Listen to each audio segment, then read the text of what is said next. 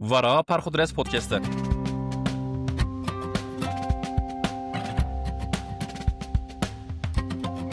قاسم 2025 ج سر پاترونه به دسته 19 گهداران $230 کت حسب پرخودرس پودکسته. جبر کو پرانیا دستک چین ما جبر روشن خصوصی ناغازن نابنوان دخلکن سپاسی دا ورنش کرده کرن ام نابنوان نابیجن لی بنیتا سلاو سپاسیه او جکنه ام نابن باجار نوان دبیجن. بقاسی ام علمینه قاسم 2025 گهدارن مین ج مردین، دیاربکر، ادیامان، ارزروم، آگیری، اورفا، ملتی و موشه دستک دانه. گودارن ما ج پاترونه بقاسی حکم خواه بقاسی بودجه وان ریده ده. بو تک جاره که یان مهانه دو اتوماتیک دا $1 3 5 10 20 یان جی $30 دستک دادن. پرخودرس پودکست بوان دستکین گهداران پرو پر شایه کو اوسا با آوه کی سربست سربخا بی کو بکوه بن حکم طرفین سیاسی به پرسپکتیف کو اوبجکتیف لمسئله اندنیره. دا فکر و فوکوسا ما تنی لسر پرخودرس پودکستی به هدفا ما مهانه $1000 دا وشنا ما نسکنه و ام قالیت کاری خواه هین رند بکن. بانگا ما غایت زلاله. اگر هونج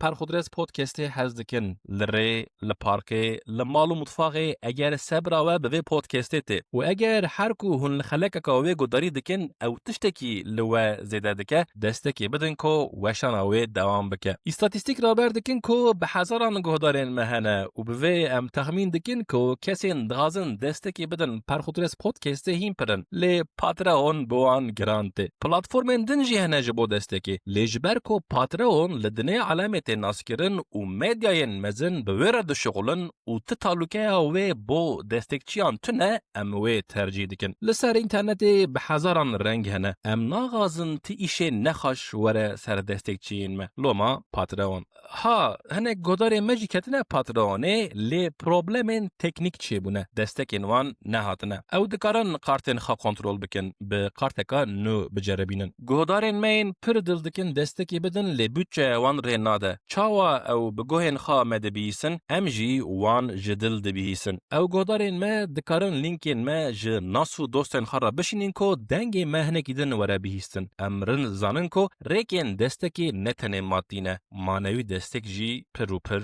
مهمه ام لحر داره دبیجن و ام دغازن ببیجن پشتا پرخودرس پودکستی به گهدارن خوا قوینه و بجنا خوا لبروان دتوینه سپاس گهدارن هیجا سپاس دستک چین دلال جاوه من هر هبن